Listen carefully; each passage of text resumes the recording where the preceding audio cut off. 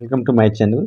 जैसे स्क्रीन में देख रहे हैं, आज हम लाइट, रिफ्लेक्शन एंड रिफ्रैक्शन, प्रकाश, परावर्तन और अपवर्तन का जो 10 चैप्टर है उसको लिए हुए हैं आज हम लोग। इसमें आप देखिए, पहले जो क्वेश्चन पूछता था वह अलग पैटर्न से दिया जाता था। इस साल जो है 2023 में जो क्वेश्चन पेपर होगा उसका पैटर्न जो है इस चैप्टर के लिए थोड़ा सा अलग है। इसमें देखिए, 3 जो है ऑब्जेक्टिव टाइप क्वेश्चन पूछेंगे 1 मार्क्स का, और एक 2 मार्क्स का क्वेश्चन पूछा जाएगा और एक 3 मार्क्स का क्वेश्चन पूछा जाएगा। 3 मार्क्स का जो क्वेश्चन पूछा जाएगा इस चैप्टर से वो न्यूमेरिकल होगा, 100% श्योर है। और 2 मार्क्स का जो क्वेश्चन पूछा जाएगा ऑब्जेक्टिव सब्जेक्टिव टाइप 2 मार्क्स का जो ये क्वेश्चन पूछा जाएगा, इसमें इस चैप्टर में जितने भी क्वेश्चंस दिए हुए हैं उन सारे क्वेश्चंस को आप कर लेते हैं तो ये 100% ये जो 2 और 3 ये मार्क्स का जो क्वेश्चन है सब्जेक्टिव टाइप वो आप उठा सकते हैं। 5 मार्क्स तम कन्फर्म। और 1 मार्क्स के लिए इस चैप्टर में यदि आप कुछ टॉपिक को बहुत अच्छी तरह से देख लेते हैं तो भी आप ये 3 मार्क्स भी उठा लेंगे। तो टोटल 8 मार्क्स यदि इस चैप्टर से उठाना चाहता है कोई स्टूडेंट कम मेहनत करके तो वो आसानी से उठा सकता है। इसके लिए क्या करना होगा, पहले आपको जो ये रिफ्लेक्शन ऑफ लाइट है, प्रकाश का परावर्तन किसे कहते हैं इसको ध्यान से देख लेना है।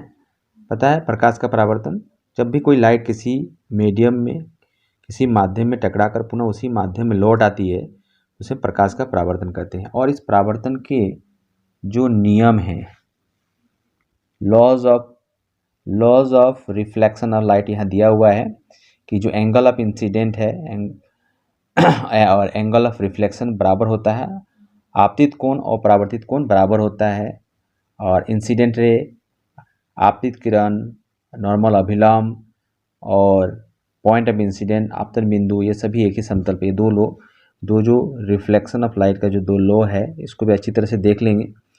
2 मार्क्स का जो क्वेश्चन ये पूछ सकता है आपके लिए, रिफ्लेक्शन ऑफ लाइट। और ये स्पेरिकल मिरर में जो इमेज फॉर्मेशन है उसको थोड़ा सा अच्छे से देख लेंगे। इमेज फॉर्मेशन के लिए ये जो टेबल दिया हुआ है ये बहुत इंपॉर्टेंट है। ये टेबल यदि आप डायग्राम बनाना जानते हैं तो इस टेबल में के अनुसार यदि ऑब्जेक्ट को इन्फिनिटी में रखेंगे तो वो इमेज का पोजीशन कहाँ होगा, इमेज का साइज कैसा होगा, नेचर कैसा होगा। अब तो पता ही है ना, इमेज का नेचर जो है रियल और वर्चुअल होता है। रियल होने से इन्वर्टेड और वर्चुअल होने से इरेक्ट होता है। उसके बाद आपका ये जो डायग्राम है मिरर में अलग अलग पोजीशन में रखने पर, ये जो कनकेव मिरर दिया हुआ है, अवतल दर्पण, अलग अलग पोजीशन में यदि वस्तु को रखते हैं तो अलग अलग इमेज बनता है। इसको बहुत अच्छे से देख लेंगे। उसके बाद ये जो यूजेज है, जो 2 मार्क्स का क्वेश्चन है जो है इसके यूजेज में पूछ सकता है आपका कनकेव मिरर का यूज़ और कॉन्वेक्स मिरर का यूज़।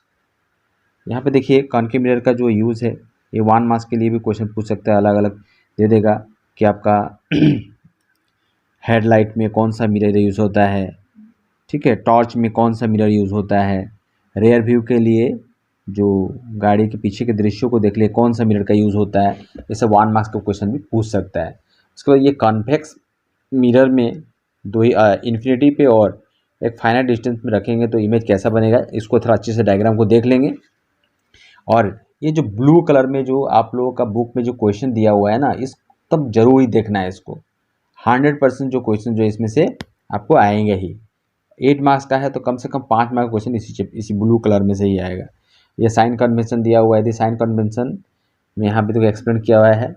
साइन कन्वेंशन में देखो लेफ्ट साइड में ही हमेशा जब भी इमेज बनाया जाए तो लेफ्ट साइड में रखा जाता है, और पी को यदि ओरिजिन पकड़े तो लेफ्ट साइड में जो डिस्टेंस होता है वो माइनस में होता है और राइट साइड में प्लस। और ये यदि ऑब्जेक्ट का साइज है तो इसको इमेज का साइज, ऊपर में यदि कोई भी वस्तु होता है तो उसका साइज जो है पॉजिटिव लिया, नीचे होगा तो नेगेटिव। और देखिए ये मैग्नीफिकेशन, आवर्धन, मैग्नीफिकेशन का डेफिनेशन भी बहुत अच्छे से देख लेंगे आप। इमेज का हाइट और ऑब्जेक्ट का हाइट का जो रेशियो होता है वही मैग्नीफिकेशन होता है। और ये जो फॉर्मूला है मैग्नीफिकेशन का इसको भी अच्छे से देख लेंगे। 2 फॉर्मूला है मैग्नीफिकेशन निकालने के लिए, एच बाई एच जो होता है इमेज का साइज होता है, हाइट होता है, और एच ऑब्जेक्ट का, और भी जो है इमेज डिस्टेंस और यू जो है ऑब्जेक्ट डिस्टेंस। ये दोनों फॉर्मूला है मैग्नीफिकेशन निकालने के लिए। इसका साइन कन्वेंशन भी देख लीजिएगा। ये जो एग्जाम्पल में दो न्यूमेरिकल दिया हुआ है, बहुत बार एग्जाम में आ चुका है, ये दोनों न्यूमेरिकल को अच्छी तरह से देख लेंगे। उसको देखिए यहाँ ब्लू कलर में ये जो क्वेश्चन दिया हुआ है ब्लू कलर में, इसको भी अच्छे से देख लेंगे, कई एग्जामों में आ चुका है। देखिए यहाँ पे एक है रिफ्रैक्शन ऑफ लाइट, इसके पहले हम लोग देखे थे रिफ्लेक्शन, इस आर के जगह में एल था वहाँ, रिफ्लेक्शन या रिफ्लेक्शन अपवर्तन। इसमें क्या होता है, प्रकाश एक माध्यम से दूसरे माध्यम में जाती है तो अपने पथ से विचलित हो जाती है। इस घटना को हम लोग प्रकाश का अपवर्तन कहते हैं। और इस प्रकाश के अपवर्तन का जो दो नियम है उसको भी अच्छी तरह से देख लेंगे, प्रकाश के अपवर्तन का दो नियम। और ये भी यहाँ देखिए, यहाँ एक डायग्राम दिया हुआ है प्रिज्म में किस प्रकार से रिफ्रैक्शन होता है। देखिए एयर से कहाँ गया, ग्लास में गया, तो हमेशा देखिए एयर का जो डेंसिटी कम होता है और ग्लास का डेंसिटी अधिक, तो कम डेंसिटी से अधिक डेंसिटी में यदि लाइट एंटर करेगा ना, तो ये जो नॉर्मल है इसके नॉर्मल की तरफ झुकेगा, नॉर्मल से दूर नहीं जाएगा। ये भी ध्यान देना है, इसमें एक मार्क क्वेश्चन पूछ सकता है। देखिए एयर से ग्लास में जाता है, तो एयर से ग्लास में जाता है तो नॉर्मल की तरफ झुकता है, और ग्लास से यदि एयर में जाए इसका ऑपोजिट होगा, नॉर्मल से दूर हटेगा। इसको भी आपको ध्यान से याद रख लेना है, ठीक है। उसके बाद देखिए यहाँ पे जो प्रकाश का जो अपवर्तन है उसका दो नियम दिया हुआ है, इसको अच्छी तरह से देख लेंगे। और दूसरा जो नियम है उस नियम के एक अलग से नाम है स्नेल्स लॉ, इसको अच्छी तरह से देख लेंगे। ये जो है 2 मार्क्स का क्वेश्चन पूछ सकता है ये। उसके बाद रिफ्रैक्टिव इंडेक्स जो दिया है, अपवर्तनांक, अपवर्तनांक का डेफिनेशन आप दे सकते हैं। ये देखिए दो, प्रकाश का वेग एयर में और प्रकाश का वेग किसी माध्यम में, जिस माध्यम में भी प्रकाश यदि एंटर कर रहा है उसमें, और एयर में या वैक्यूम में प्रकाश का वेग का जो अनुपात होता है, that is called refractive index. इसको डेफिनेशन को देख लेंगे। और यहाँ देखिए कुछ लाइट कुछ माध्यमों का रिफ्रैक्टिव इंडेक्स जो है दे दिया इस टेबल में, इस टेबल को भी याद कर लेंगे। कुछ लाइट दे सकता है कि इसमें किसी एयर का दे देगा रिफ्रैक्टिव से कितना है, ग्लास का कितना है, 1 मार्क्स में दे सकता है। अभी देखो कभी कभी जो है 2 मार्क्स के लिए यहाँ पूछता है, ये वाला बहुत इंपॉर्टेंट है कि ग्लास का रिफ्रैक्टिव इंडेक्स 1.52, इसका अर्थ मीनिंग क्या है, तो हमेशा याद रखेगा। पूछेगा ग्लास का रिफ्रैक्टिव इंडेक्स 1.52 है, तो इसका मीनिंग है कि एयर में जो है लाइट का स्पीड और ग्लास में लाइट का स्पीड का रेशियो जो है 1.52 है। इसको भी अच्छी तरह से देख लेंगे।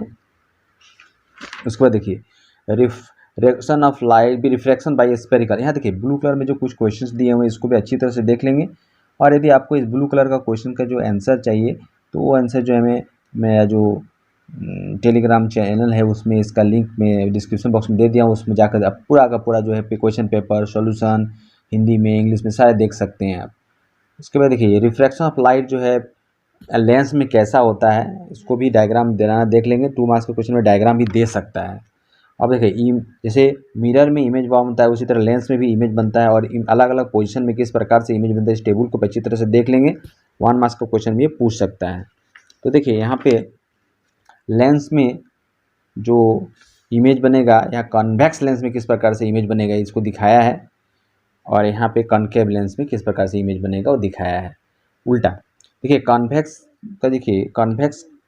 का यहाँ पे अलग अलग जगह में पोजीशन में यहाँ कॉनकेव का दिखाया है, इसको देख लेंगे कहाँ पे इमेज बनता है, किस साइड में इमेज बनता है, रियल किधर बनता है, वर्चुअल किधर बनता है, इसके आधार पर ही साइन कन्वेंशन जो है आप लोग का होता है। ये लेंस का फॉर्मूला भी याद कर लेंगे। देखिए लेंस का फॉर्मूला और मिरर का फॉर्मूला में कोई सिर्फ डिफरेंस है ये माइनस का, लेंस में जो है माइनस होता है और कॉन्वेक्स में बीच में, मिरर में जो है बीच में जो है प्लस होता है।